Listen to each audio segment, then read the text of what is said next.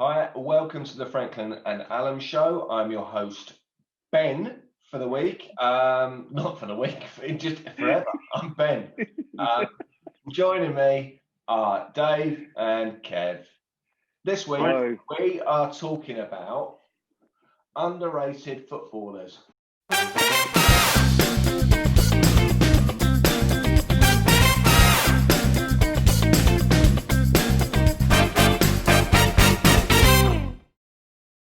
I've got, there's a couple of shout outs. So we've had some comments on YouTube from someone called Carly. And she says that Ben sounds like Alan Partridge, which I don't hear. But no, I don't hear it as well. So I thought that was interesting. So does anyone else think that we sound like any other people? I've got another shout out to a new subscriber, Mr. Chris Matthews. And he said he started to listen to our debut album podcast, but he said he doesn't like music, so he turned it off. It's brilliant. So I'm hoping he'll, like I said, we're doing underrated footballers next. So I said I'll give him a shout out as an underrated footballer as well, probably. Well, thanks for listening, Chris. I guess. Did you listen? You turned it off. Thanks for almost listening, Chris. Thanks for almost listening, Chris. Yeah. I'm glad we managed to bore Chris. Brilliant. All right. Okay. How was your week? Yeah, pretty rubbish, mine, to be honest.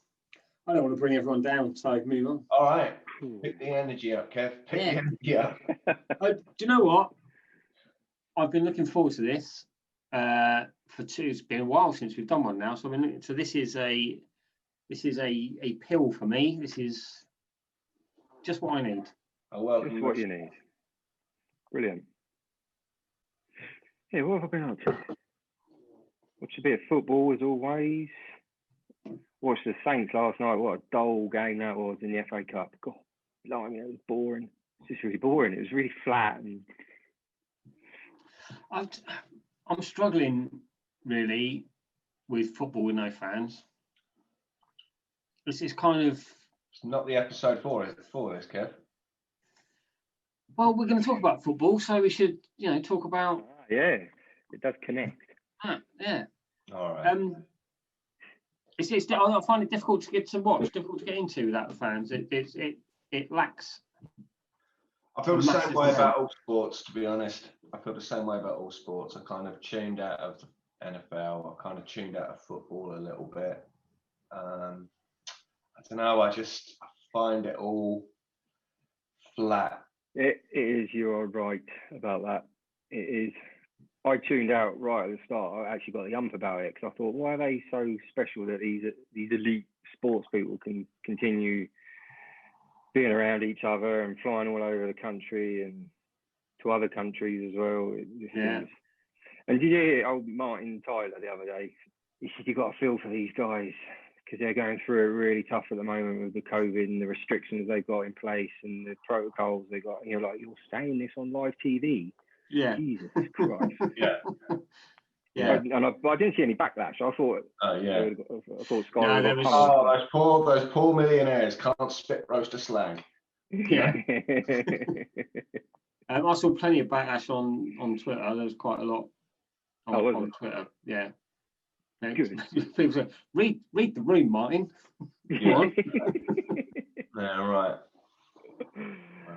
I've been watching old episodes of Michael Palin travel programs on iPlayer. Oh, they're the best. Yeah, I'm watching Full Circle at the moment. Yeah, brilliant. At mid 90s, I think. Yes, I think just because I haven't been anywhere in ages, it's nice to watch somebody going somewhere and it's that spark of mental note of where to go. Yeah. Sorry, Ben?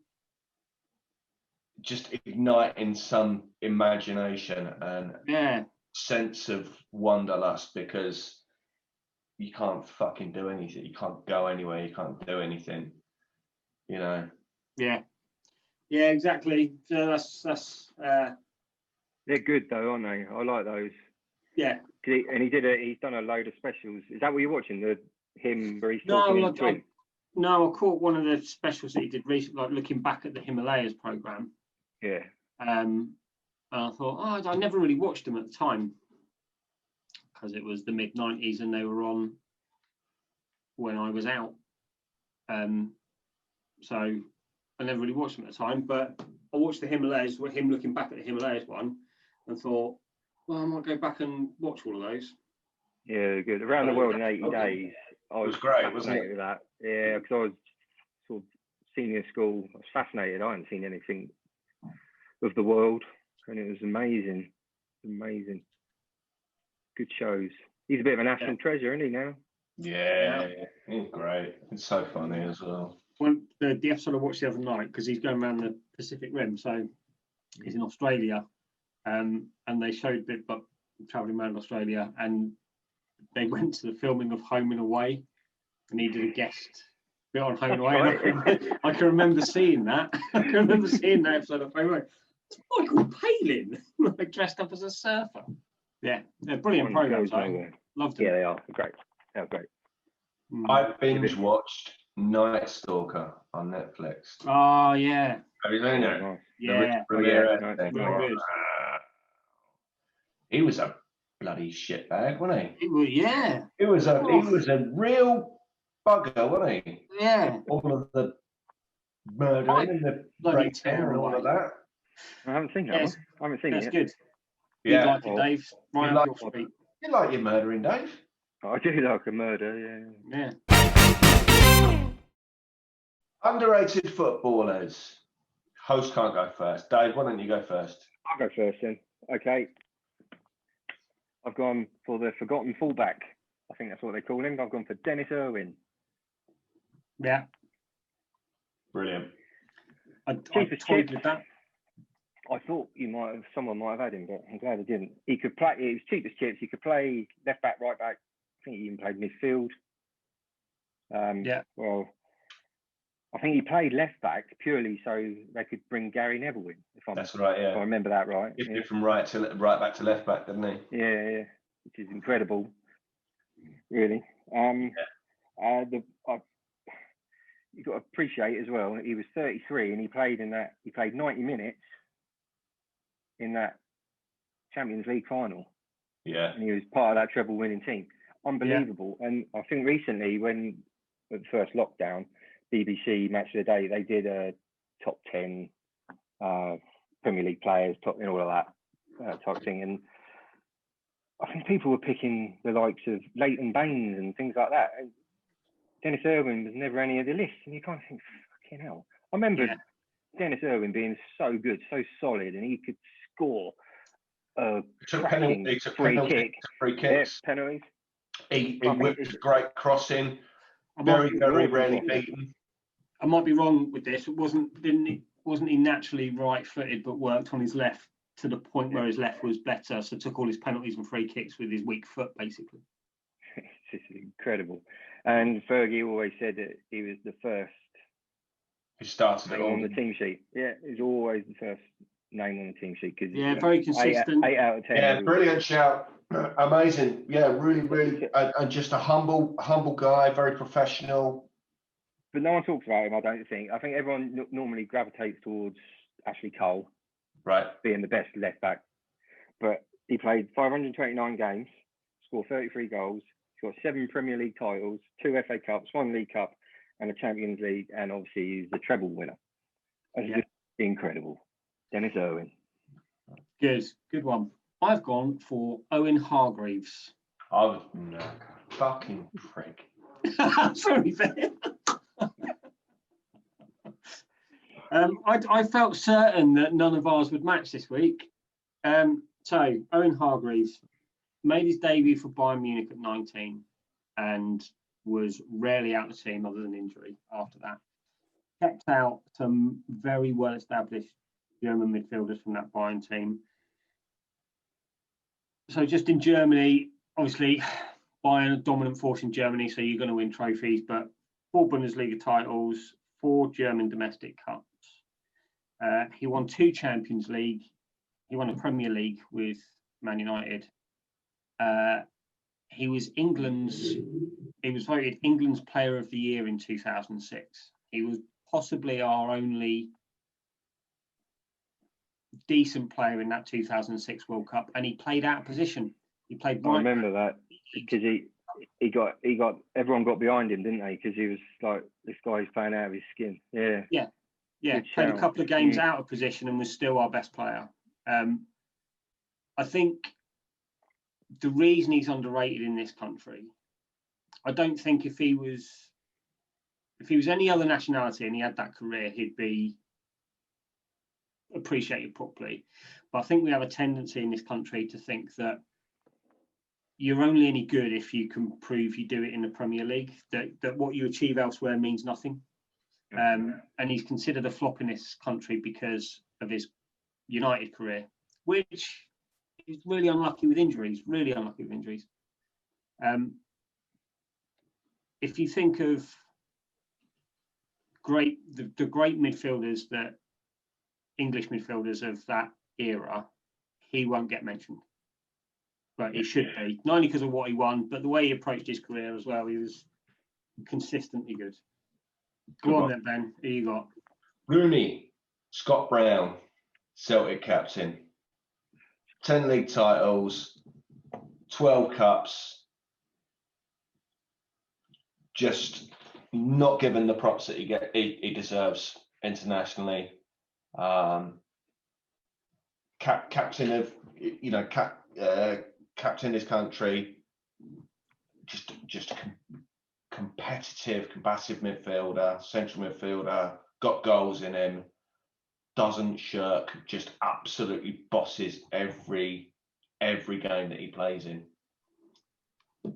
against good opposition. You even like when you see a poor Celtic side in Europe, which you see a lot, he never looks like he's disgraced himself. Yeah. I must confess, I know nothing about him. It's because he's underrated. If he hadn't have gone to Celtic when he left to Birmingham, because I think Birmingham went in for him at the time, and he chose to go to Celtic. I think if it had come to England, he would be celebrated a lot more than he is. Yeah, probably, and I think that probably relates a little bit to the same sort of thing as Owen Hargreaves, that it's underappreciated because people in this country tend to ignore the accomplishments. Distrust. Oh, what's he done? Well, he's won the league 10 times. Yeah, but there's the view of people like that from the majority of football fans in this country is there's an asterisk next to those. Like, but 10 league titles, but as not in the Premier League, there's that. It drives me mad, that does. But if it was easy to win 10 league titles in Scotland, then there'd be loads more players that had done it, wouldn't they? Yeah, for sure. So who are we voting for? Scott Brown, is he going for it, is he? I'm actually, if I can choose first, I'm going to pick Owen Hargreaves because that's a great shout, because I think, a little bit like my next pick that's going to come up. I think everyone just thinks he's just some twat on BT Sport. They kind of forget that they had decent careers. Yeah. So Owen Hargreaves. I'm going to vote for Dennis Irwin purely because he almost made it onto my list. Dennis Irwin because he was a serial winner, and he was the backbone of one of the great back fours. Yeah. It's crazy actually, because doing the research on this, and if you type in, you did research, players underrated. I did some research, writing some stats and stuff, keeping it pro. But he hardly featured in anything. It's really odd. Yeah. It's all more in the last 10, 15 years players sort of appear in it. People have short memories as well. That's the thing. Yeah, I guess. So Dennis Irwin goes through them. Dennis Irwin. Okay. Alrighty. Next round. Ding ding. I think this guy was a seriously good footballer. He was seriously good.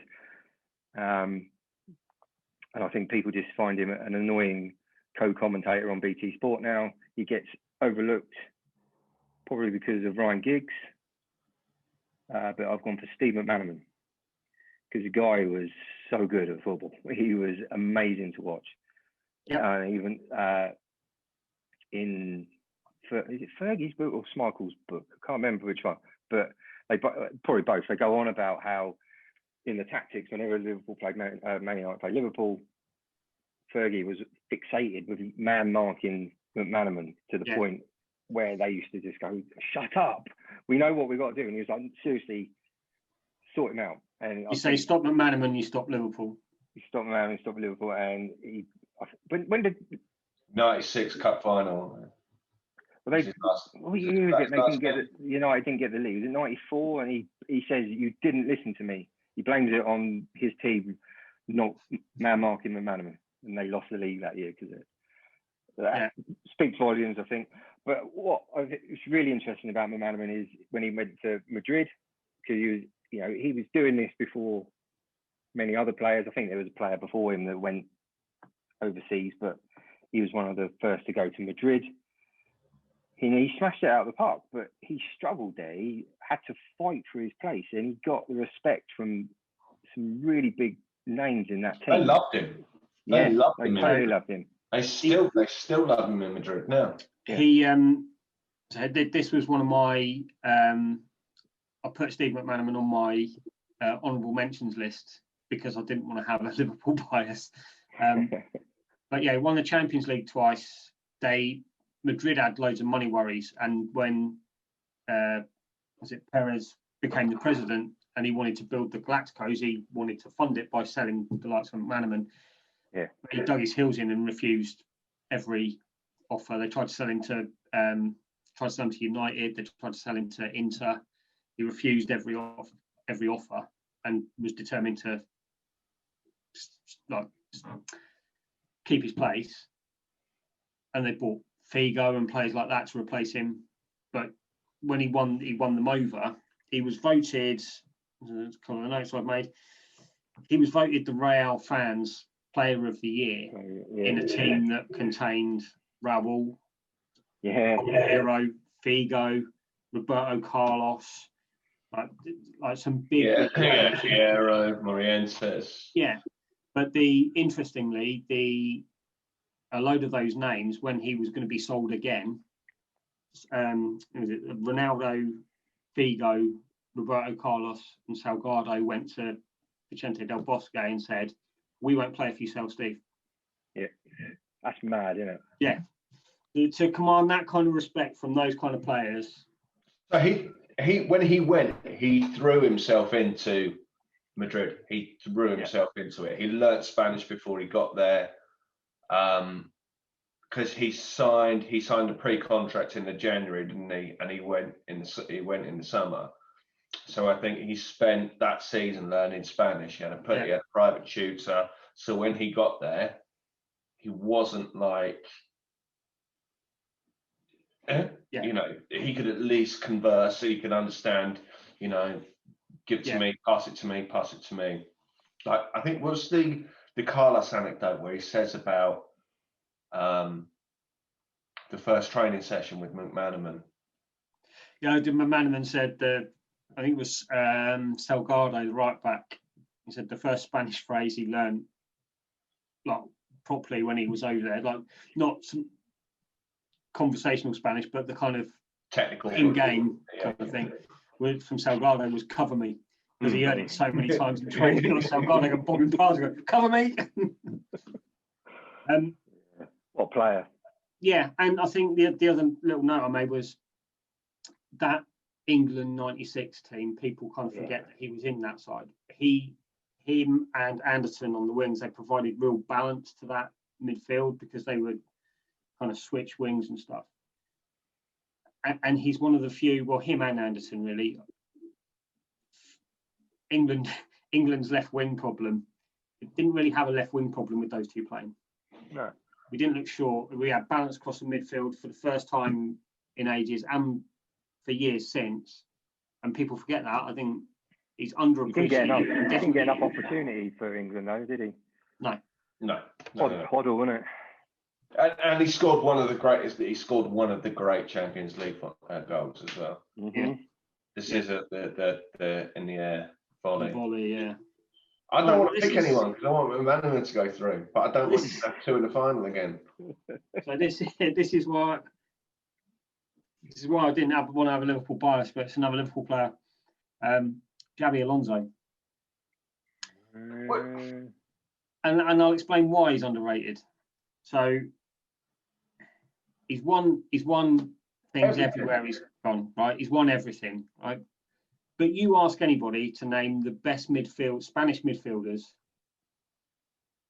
of the 2000s, I think more people would name Fabregas above him. Xavi and Iniesta, obviously. Xavi and Iniesta, and then they'd name Xabi Alonso. I don't think so. I don't think he gets anywhere near the credit he deserves. I think even in that Spain team, Fabregas started a lot of games ahead of him. The Spanish team that won the World Cup and 2 European Championships, Fabregas started ahead of him in a lot of games. Xavi and Iniesta, obviously, 2 best midfielders ever, possibly. But everywhere Alonso's been, he's not been a superstar. He hasn't been the big name in that team. There's been higher profile names in that team, and he just kind of makes things tick. He's won everything, as you say. His range of passings, incredible. And he's, I don't know how to describe it. There's a certain type of player that never looks in a hurry. They've always got time. They've always got space. He's never rushed, and you don't know how they do that. It just never seems well. You can pick a pass from them anywhere, and it's because of the players he had playing in that position in every club he played for, but also internationally, which is why I don't think he gets the credit he deserves. In another era, he'd be the best midfielder of his generation. He was class. And I get your point. I think I lean towards Ben on this one. I think I've got just from being a FIFA player, he would normally be one of the players that I would have gone for when I'm creating a team. Him and one of those other 2. Tough on that one, but yeah, I get what you're saying. He's out of all the other players around him, he was often last to be. He was always on the bench, wasn't he? Yeah, but the point is not players who haven't won anything. You know, he has won everything. Loads of a few of my honourable mentions and my next choice they've all won loads, but that's not the point. It's the fact that you don't immediately think of them when you think of who are the best Spanish midfielders of the last 20 years. Most people would pick Alonso probably 4th or 5th. Yeah, I appreciate that. Yeah. Go on then, Ben. Dion Dublin. He's won everything though. Dion Dublin. Because he scored goals in shit teams. He kept City up. He kept Coventry City up 3 years in a row with his goals.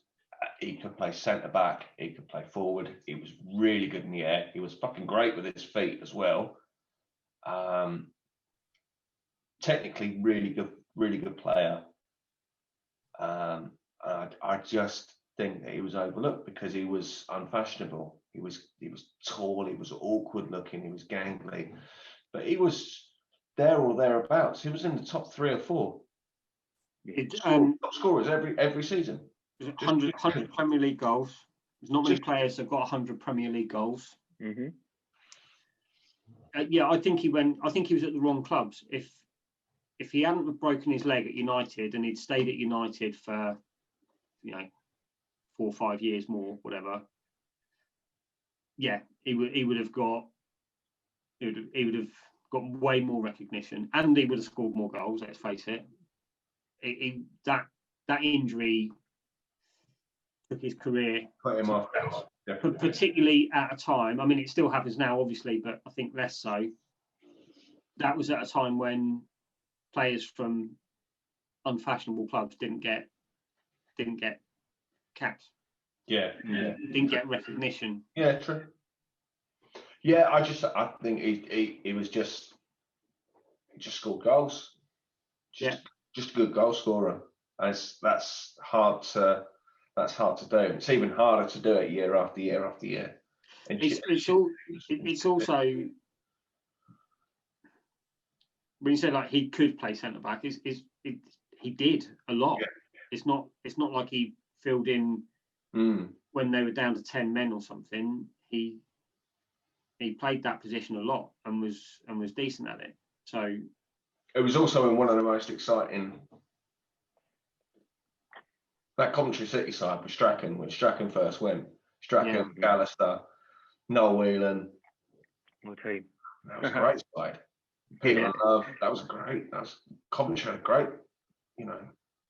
great sort of foundation for a team. Yeah. Was Darren Huckabee in that side as well? Huckabee went afterwards, I think.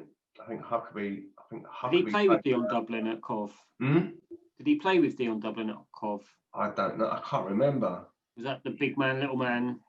Might have been big man, little man. So I remember Peter and Love was there for a while, and then he went, and then I think Dublin came in after on Love. They sold on Love, maybe. I'm trying to remember.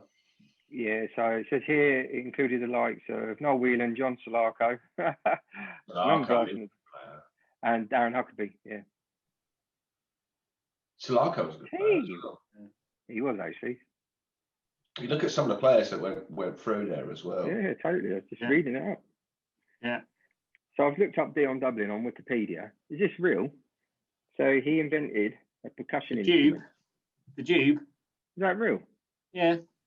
And he accompanied Ocean Colour Scene at the gig at the University of East Anglia. That's brilliant. It's also one of the most intelligent and articulate former footballers that you hear on interviews. I think like the Cyril Regis thing when Cyril Regis died, like the way he talked about Cyril Regis is just what he meant to Dion Dublin and to people like Ian Wright and Mark Bryant, Brian Dean and people like that. The way he talks about him is so heartfelt, so touching. Yeah, Dion Dublin, brilliant. Yeah, good shout. Good player. It is a really good shout. Good player. And he's a nice guy. And he's a nice guy too. Got a lot of time for him when he's on the telly. All right, that's about them. Well, my Liverpool bias and the fact he's on my shortlist means I'm going for Steve McManaman. All right. I'm going to go Dion. Ben's going to go Steve McManaman because he was great. The kind of telepathy that him and Rob Fowler had was fantastic. As a Liverpool fan, that was a golden thing. For me, what gets it is the way he went to Spain as well. Yeah, his success in Madrid is fantastic. Yeah, no, not just what he won, but the way he approached his career in Madrid and everything. Can't have 3 in the final, Dave. Well, I don't reckon he's going to. Yeah, but the earlier episodes, I struggled to even get one. Yes, true, he did. Can I grab a drink? I'm thirsty. Yeah, go on. Don't worry, Ben. I've gone pretty obscure for my last choice. Have you? Yeah. I bet you haven't gone as obscure as obscure. Have you made one up? Yeah. Yeah. I'm going for Jonathan McMaster. Ranganathan. Have you never heard of him? Iranian footballer, scored 746 goals.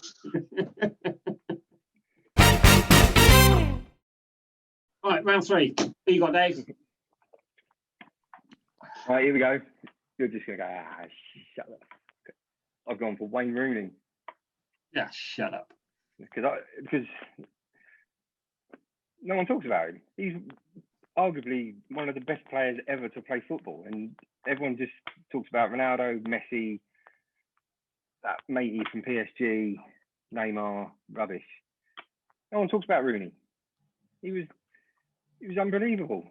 He was unplayable for literally like 10 years. He was the best player in the Premier League. He was unplayable. Are you high? I think when you look at he's United's top goal scorer, record goal scorer. He's the England record goal scorer. Yep. I don't think he played at the top level for a long time. For a long time. I don't think he gets the credit he deserves for that. But he's not in Messi and Ronaldo class. I don't think. So when you say he's one of the best players to ever play the game, would you put him alongside Maradona? Probably, yeah.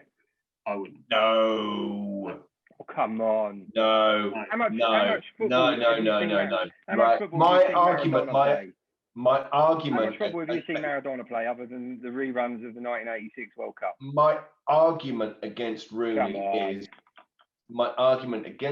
is shit in tournaments. Yeah. Yeah, but that doesn't make him a shit player. No, it doesn't make him a shit player, but the and world class. Him and Beckham did drag England at points. But the difference is the world class players do it in tournaments. I've never seen Messi do it in tournament. He was voted player of the tournament at the last World Cup. Yeah, and he was dog shit. Come on. I personally think it's like the Xabi Alonso one. It's like Alonso for me. There's too much cooing and gooing over them when their commentators are talking about them. I think I saw a tweet the other day that said there should be a Wayne Rooney statue outside Old Trafford. And I thought, well, he's their record scorer. There probably should be. Yeah. Right? So in that respect, he's probably underappreciated. But as a player, if you were to say, and here's the difference between him and Xabi Alonso, if you were to say who are the best Spanish midfielders of the last 20 years, Alonso would be way down the list. If you said who are the best English strikers of the last 20 years, Wayne Rooney would be top of the list every time. I can see where you're coming from, Dave, in terms of how he's thought of. I was just trying to be controversial, really. But I'm not having it. Just shave that tash. I wish I'd have gone for Mark Noble now. My final choice, is Juan Riquelme, the Argentine midfielder. What a player! Now, he won. Quick run through his stats. So he won 4 titles in Argentina. He won 3 Copa de Libertadores. Here's the 2 striking things. He played. So when he was in Spain, he didn't win very much, but he was voted the Argentinian Player of the Year 4 times. Okay, 2 of those were in 2008 and 2011. He was voted Argentine Player of the Year ahead of Messi twice. He was voted the La Liga's Foreign Player of the Year in 2004. The previous winner and the previous winner was Ronaldinho, so he was in between Ronaldinho winning it twice. The 2006 World Cup, that Argentina side were great, and everything went through him. Almost every other touch of the ball was Riquelme. He'd pass it out, get it back, pass it, get it back. Everything just went through him, and he was similar to Alonso, that sort of player that never seemed to run anywhere, never seemed to be in a hurry, never seemed to be stuck to his feet, passing on the ball. Yeah, great shout, Kevin. Great player. I watched quite a bit of La Liga around about that time, and he was just a joy. Yeah. Just seems to be in slow motion. Yeah. But nobody could get the ball off him. Stick to his 2006 feet. Argentina team should have won that World Cup. Yeah. They were brilliant, that Argentina team, that World Cup. Brilliant. As much of a joy he was to watch, doesn't have necessarily the best stats compared to some of the others, what he's won and things like that. 3 Copa de Libertadores is not bad though. No. But it's the fact that he's winning kind of personal honours at a time when there are players that are talked about as the best ever, players like Ronaldinho. To be Argentina's Player of the Year ahead of Messi twice, fucking hell. And yeah, he's a good player. Yeah, it's a great one, mate. That's a brilliant shout. Oh, that's a really good one. Go on then, Ben. Pippo mio. Pippo Inzaghi. All he does is score goals, Ben. Shit, all he does is score goals. That's what people would say. Oh shit, all he does is score.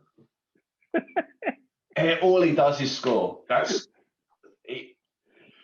He was just an instinctive goal scorer, and he would score important goals. He would score late goals. He when things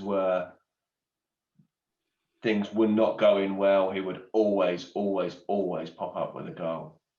Always pop up with a goal. And he did it in a really tough place to score goals. Just a goal scorer. You don't get any poachers anymore. Many poachers anymore. He was the last of a dying breed. And it's weird looking. He was didn't really look like a footballer. He was kind of really skinny and slight, and he looked like any tackle with his legs would snap, but just popped up and just always scored goals. So to apply the same kind of thought process to some of the other choices, then, if you ask some people to name the best Italian strikers of the last 20 years, where would his name feature on the list? Do you think people would put him in high up, top 3, top 5, top 10? I don't think people would say top 5. I think if people were talking about great Italian strikers, they would say Vieri. God, why didn't I choose Christian Vieri? They would say Del Piero. Or Totti. They would maybe say Immobile. Ciro Immobile more recently. Before that, you Baggio. Baggio's the obvious one. Yeah. Vialli, Ravanelli, maybe. Casaraghi, Enrique Chiesa. I think Inzaghi would be on people's lists ahead of some of those players. Maybe in the top 10. I don't think, like, if you were talking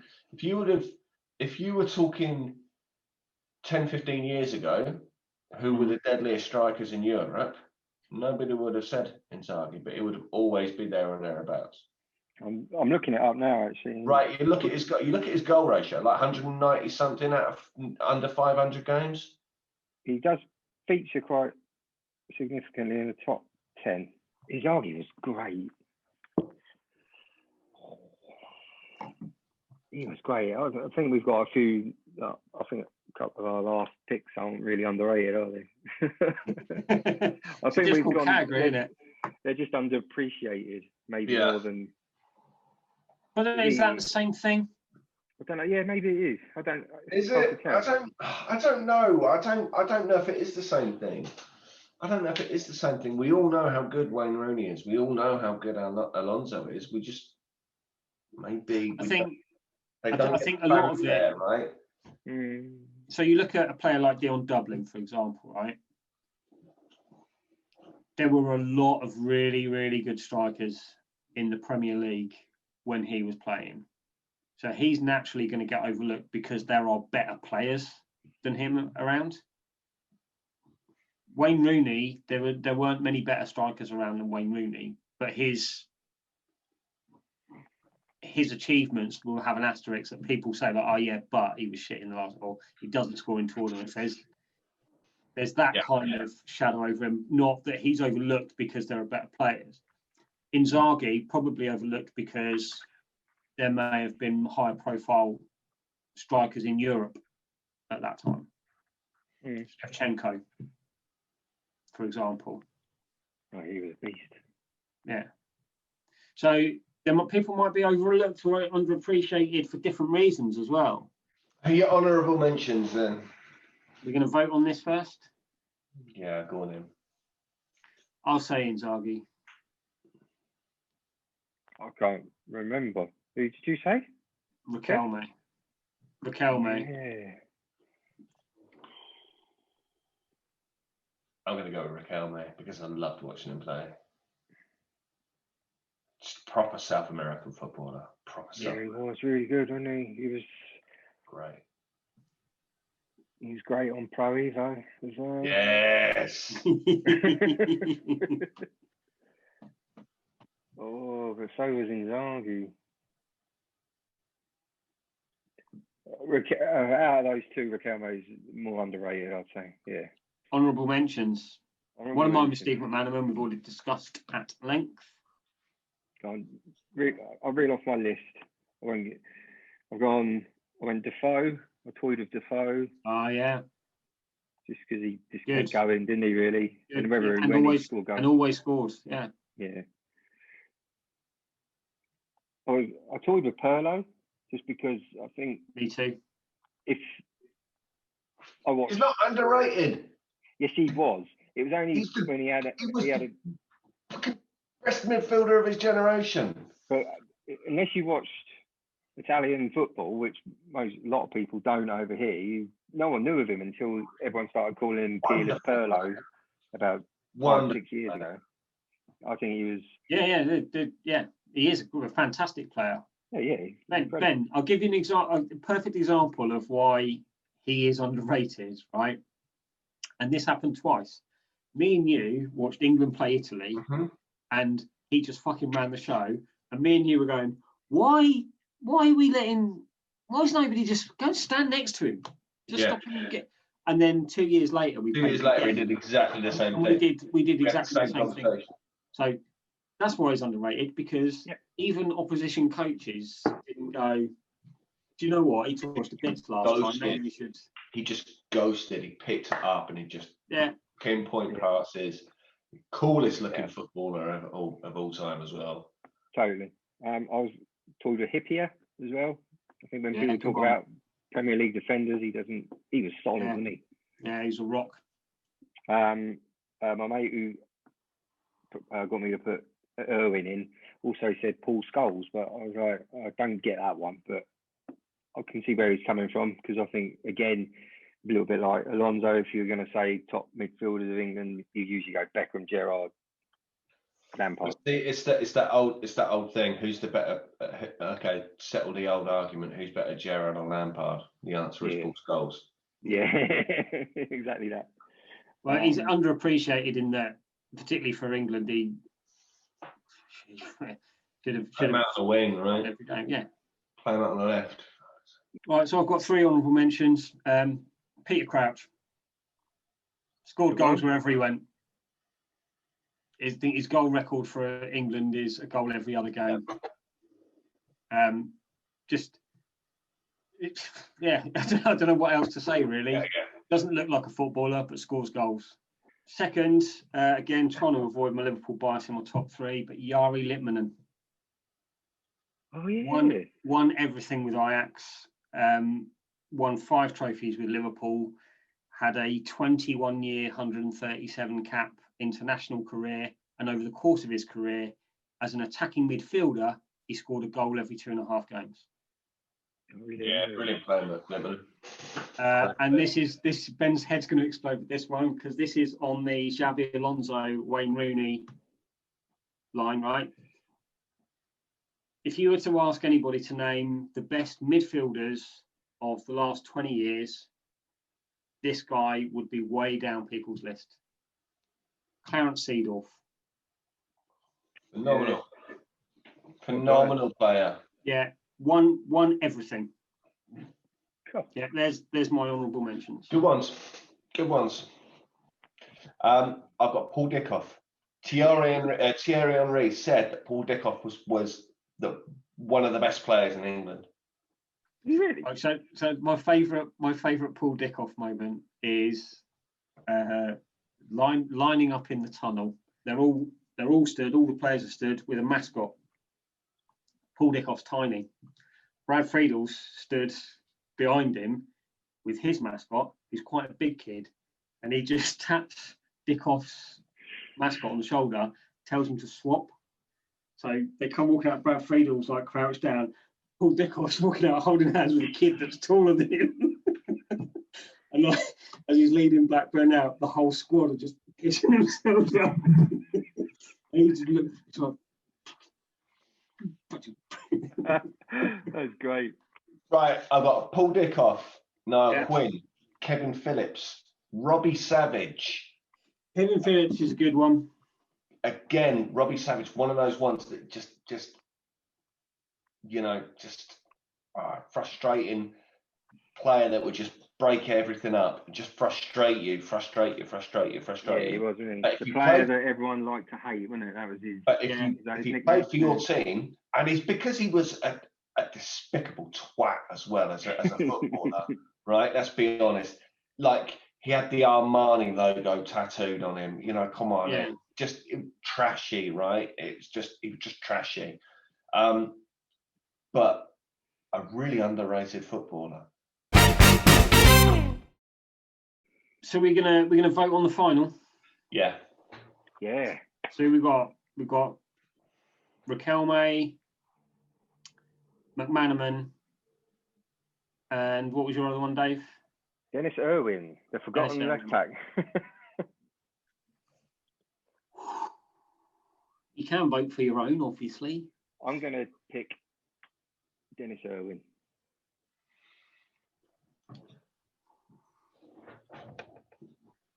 I'm really torn. I'm gonna say Steve McManaman. You want some because time? I love Steve McManaman more than I love Juan Riquelme. Yeah, I'm going to go with McManaman because he was a joy to watch. I used to love watching him play, and you would watch him every week, and it'd just be something. There'd be something. Yeah. You know? Yeah. A little flash. There was a little flash every week, and it kind of symbolised what was happening with the Premier League. Yeah. The Premier League was just finding its feet. It was kind of new. It was exciting, and he embodied that. Yeah, Steve McManaman then. Steve McManaman is our most underrated footballer. Yeah. Good one, yeah. That's a good one. Well, Do you want to wrap us up, Ben? what are we doing next time? Ooh. Musicals? Bad Guys? Oh, good one. Best movie villains. Right. Thank you very much for watching. Join us next episode where we will talk about best movie villains / bad guys. Thanks for watching. Click like and subscribe. If you don't listen to us here, you can catch us on Spotify and Apple Music. David, is that right? Correct, yes. Correct. Ooh. Oh, thank you for subscribing, liking, and to our new subscriber, and what was the guy's name? Is it Chris? Chris, yeah. Thanks for watching, Chris. See you later. Chris.